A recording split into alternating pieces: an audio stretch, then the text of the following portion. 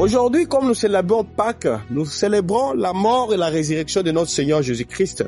Lui qui a donné sa vie pour nos péchés, lui qui nous a rachetés de la malédiction, de la mort, de la malédiction des échecs, afin de pouvoir nous accorder la gloire du Fils. Nous n'avions pas le mérite de devenir enfants de Dieu. Mais Christ, quand il a donné sa vie, il a donné afin que nous puissions être libres et que nous puissions appartenir à la royauté.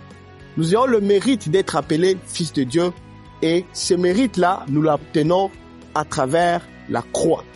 Sans la croix, il n'y a pas de salut.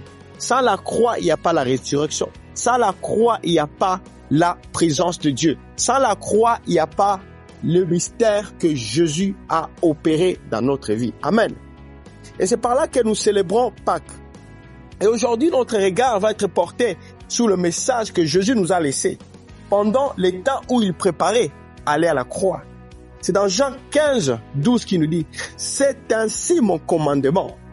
Aimez-vous les uns les autres, comme je vous ai aimé. Il n'y a pas de plus grand amour que de donner sa vie pour ses amis. » Il dit « Vous êtes mes amis si vous faites ce que je vous commande. » Jésus-Christ, il dit que si vous êtes ses amis, si vous dites que je suis l'ami de Dieu, si vous dites que je suis l'ami de Jésus, vous devez faire ce commandement. Vous ne pouvez pas être ami de Jésus sans suivre ses commandements. Est-ce que deux personnes marchent-ils ensemble, nous dit encore la parole de Dieu, sans qu'ils ne se soient pas entendus? Mais non. Lorsque deux personnes marchent ensemble, c'est qu'ils se sont d'accord. C'est-à-dire que ces deux personnes s'aiment. C'est-à-dire que ces deux personnes se comprennent. Même s'il y a des différends entre vous, vous devez appliquer l'amour de Dieu.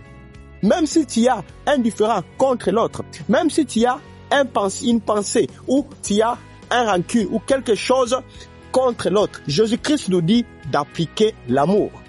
Parce que c'est le commandement qu'il nous a laissé. Il nous a laissé le commandement d'aimer. Il a dit même d'aimer vos ennemis.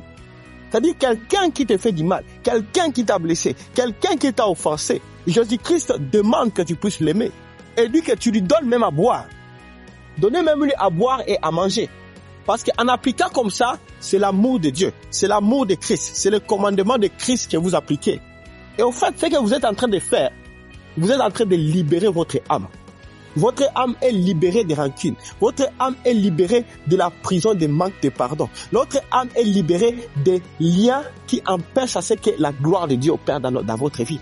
Il y a certaines bénédictions auxquelles on n'arrive pas à atteindre parce que on a gardé rancune. Ou parce que dans notre cœur, il y a encore la méchanceté envers l'autre. Ou il y a encore ces rancunes de croire que non, je ne peux pas pardonner tel. Le pardon, c'est une clé importante pour pouvoir déclencher les bénédictions dans la vie de certains. Et lorsque vous dites « Dieu pardonne mes péchés », la repentance, vous devez aussi pardonner les autres.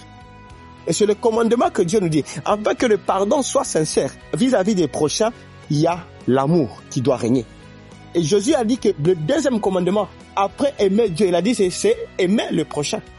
C'est-à-dire nous devons pendant ce temps de Pâques aussi rappeler que l'amour de Dieu est le fondement des racines, est le fondement du salut, est le fondement de la gloire, de la vie des enfants de Dieu. Et c'est un commandement pour chacun. Amen, que Dieu vous bénisse. C'est votre frère Benjamin Yang.